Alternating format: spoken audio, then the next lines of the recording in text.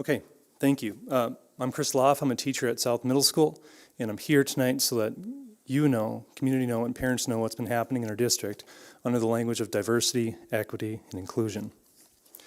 This is our district's transgender policy. I'm just going to read it. It says, the principal or designee shall request a meeting with the transgender or gender nonconforming student and their parent/guardian. Down here, however, it says school staff shall not disclose any information that may reveal a student's transgender status to others, including parents or guardians and other school staff, unless legally required to do so or the student has authorized such disclosure. That seems like a contradiction. In the back, under restroom, it says students shall have access to a restroom that corresponds to their gender identity. Under locker room, it says in most cases, the district shall provide the student access to the locker room that corresponds to the gender identity they assert at school. On February 24th, teachers received training. They received this document. It's entitled, Defining LGBTQ Words for Elementary School Students. I want to repeat, this is for elementary school students. Some of the definitions are cisgender, gender expansive, non-binary, sex assigned at birth, transgender, pansexual, and queer.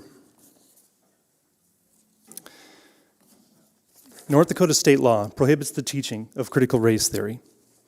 It defines it as, critical race theory means the theory that racism is not merely the product of individual bias or prejudice, but that racism is systemically embedded in American society and the American legal system to facilitate racial inequality. So I just want to repeat, we are prohibited from teaching that racism is systemically embedded in the American society.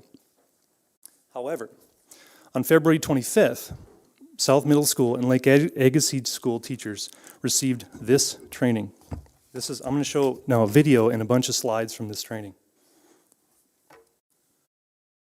Addressing Race and Trauma in the Classroom, a resource for educators.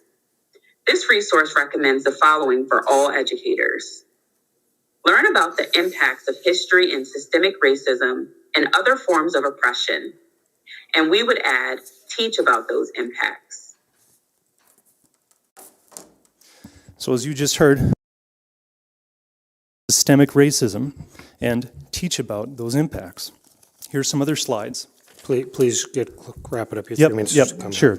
I'm just going to zip through these. Name the impacts of history and systemic oppression. Under cultural amenity, learn about the impacts of history and systemic racism and other forms of oppression. Please note the language systemic. Honor the impacts of history and systemic oppression. We learned that racism is institutionalized. We learned that to identify the intersections between the isms, including colonialism, white supremacy, anti-blackness, heterosexism, transphobia, linguicism, ableism, etc. We learned that race is constructed by racism. We learned about the intersectionality of identities and oppression. We learned that intersectionality of racism, heterosexism, and cis-normativity. We learned about implicit bias. You're way past We learned your about 3 power minutes. and Please privilege. wrap up. We learned Please about wrap up, sir. microaggression. Yep. And then we were told to apply this. It says, what is one action step you will take to apply what you've learned today?